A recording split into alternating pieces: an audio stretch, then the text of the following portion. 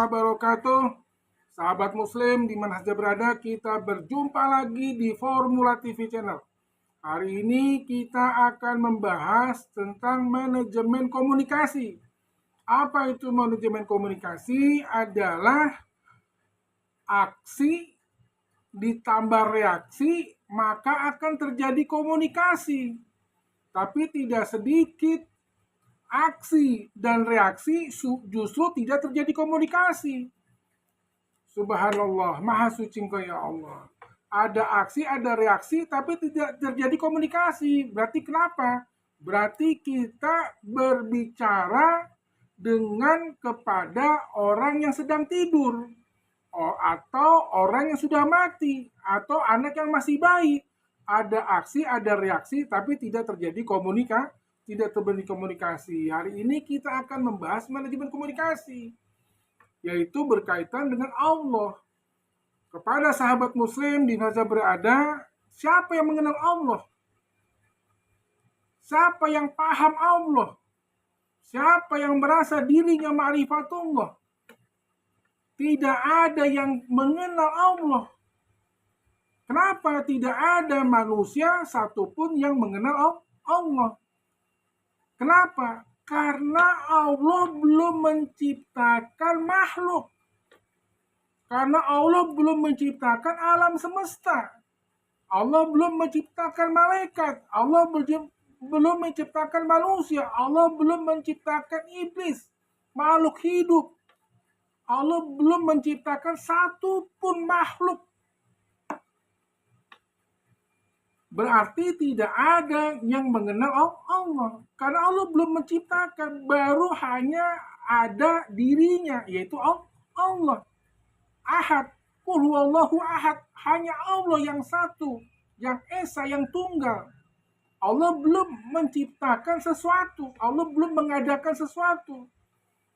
Berarti belum atau tidak ada yang mengenal Allah. Nah, kemudian Allah ingin dikenal. Subhanallah, ini kuncinya. Allah ingin dikenal, Allah ingin diketahui. Allah ingin dikenal, diketahui di luar daripada dirinya. Subhanallah. Kalau dirinya sendiri, pasti Allah kenal, paham. Tapi Allah ingin diketahui, ingin dikenal oleh di luar dirinya. Makanya Allah menciptakan makhluk. Allah menciptakan alam semesta, hewan dan tumbuh-tumbuhan, malaikat. Makanya Allah menciptakan manusia. Subhanallah. Kuntum kanzan mafiyah. Sesungguhnya Allah ini adalah hasanah yang tersembunyi, sesuatu yang tidak diketahui. Kuntum kanzan mafiyah. Fa'araddu an ukhraf. Maka Allah ingin dikenal, Allah ingin diketahui. Fakhalaqtu khalqa, makanya Allah menciptakan makhluk agar Allah dikenal, diketahui di luar dirinya, yaitu agar makhluknya, terutama manusia, mengenal Allah. Subhanallah, maha suci Allah. Kuntu kanzal mafiyah fa'aradtu an ukhra fa khalaqtu khalqa. Kemudian pada saat awal manusia akan turun ke muka bumi, Allah pun sudah memperkenalkan dirinya agar jangan lupa atau tidak ingat bahwa waktu di alam arwah sebelum turun ke dunia sudah mengenal Allah. Wa iz ahad rabbuka min bani Adam min zuhurim dzurriyyatahum wa asyhadahum ala anfusihim alastu birabbikum, bukankah aku ini Allah Tuhanmu? Kata ruh yang akan turun ke dunia, qalu bala syahidna, qalu bala benar, syahidna aku bersaksi bahwa engkau adalah Tuhanku. Qalu bala syahidna antaqulu yaumal qiyamati inna kunna an hadza ghafilin, agar kelak nanti kembali di hari kiamat nanti tidak ada alasan untuk tidak mengenal Allah. Pada saat di dunia pun juga innani anallahu la ilaha illa ana, inilah aku, tidak ada Tuhan selain aku. Berarti selama dunia kita mesti mengenal Allah. pada saat kita mati, meninggal dunia, pada saat kita dikubur, 7 langkah manusia meninggalkan kita dari kubur kita, datanglah malaikat mungkar dan nakir yang ditanya Allah. Apakah kamu mengenal Allah? Marabbuka, siapakah Tuhanmu? Yaitu Allah. Bagaimana apabila kita di dunia tidak mengenal Allah, justru di alam kubur, di alam akhirat udah pasti buta, tidak mengenal Allah. Wa man kana hazihi a'ma fa huwa fil akhirati a'ma. Wa man kana hazihi, barang siapa yang hazihi di dunia ini a'ma, buta, tidak mengenal Allah, tidak melihat Allah. Wa man kana hazihi a'ma fa huwa fil akhirati a'ma. Maka di akhirat pun pasti kita akan buta, akan tersesat, tidak mengenal Allah. Subhanallah, kaum muslimin muslimat di mana saya berada, terutama forum ulama dan aktivis Islam, marilah kita mengenal Allah. Allah sudah memperkenalkan dirinya dengan manajemen komunikasinya. Kenapa kita tidak mau mengenal Allah? Kemudian selanjutnya, yang kedua adalah Allah memperkenalkan dirinya di dunia ini. Di dunia ini, Allah ingin dikenal, ingin diketahui dengan nama dan sifat Allah, yaitu Asmaul Husna. Allah ingin dikenal, Allah ingin diketahui dengan sifatnya, dengan nama-namanya. Huwallahu lazi la ilaha illa huwa rahmanur rahim. Al-Malikul Qudusus Salamul Mu'minul Muhaiminul Azizul Jabbar. Al-Muttaqabil Khaliqul Bari'ul Musawwirul Ghafarul Qahar Wahabul Razzaqul Fatahul Alim, dan seterusnya.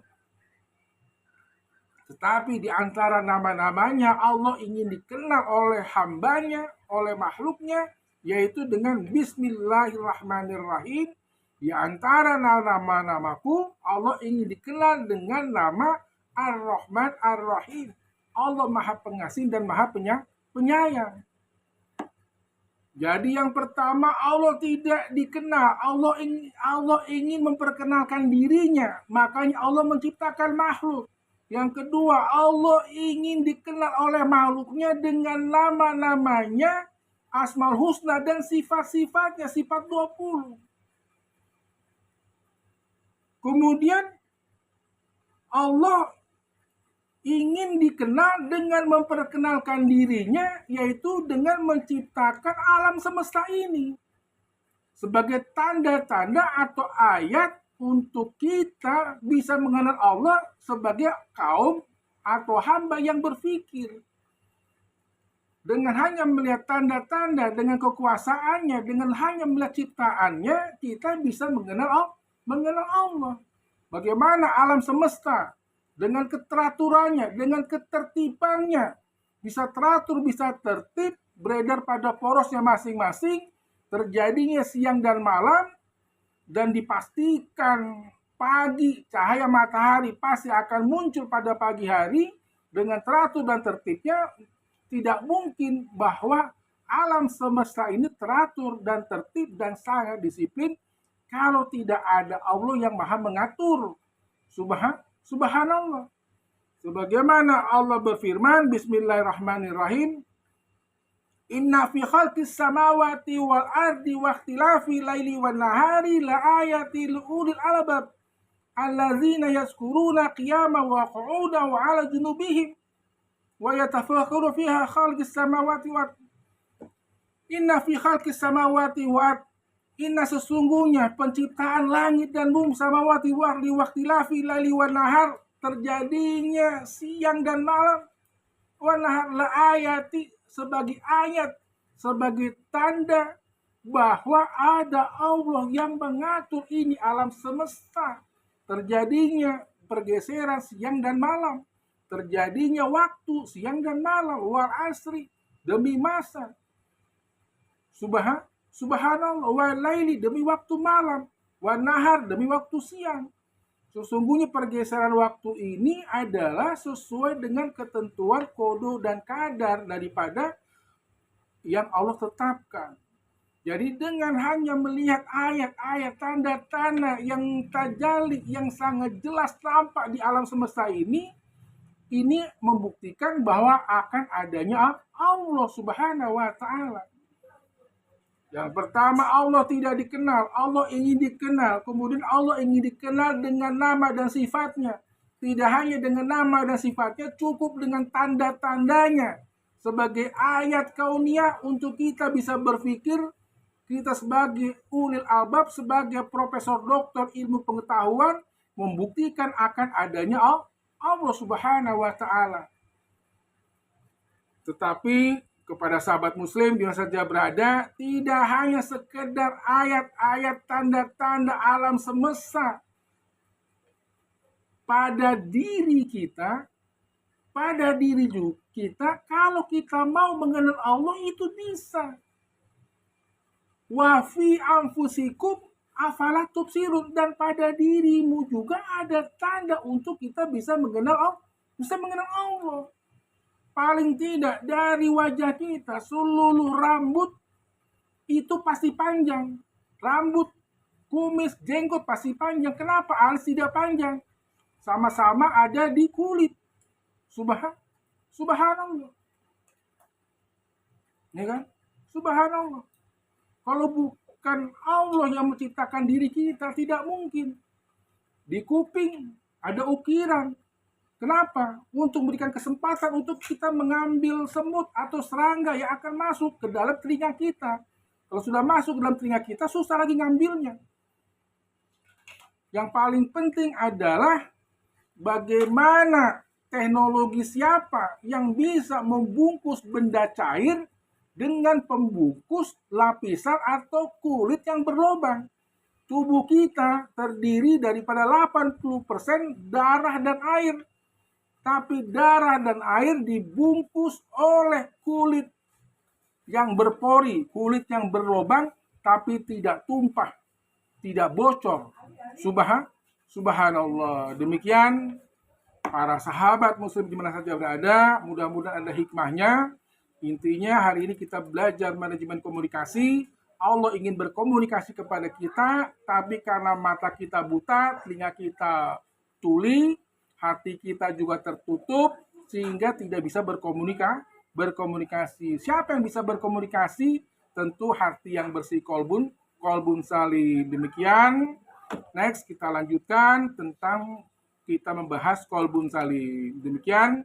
Yang benar datangnya dari Allah, yang salah dari saya sendiri. Wabillahi taufiq wal hidayah. Wassalamualaikum warahmatullahi wabarakatuh. Salam sukses, sehat dan bahagia.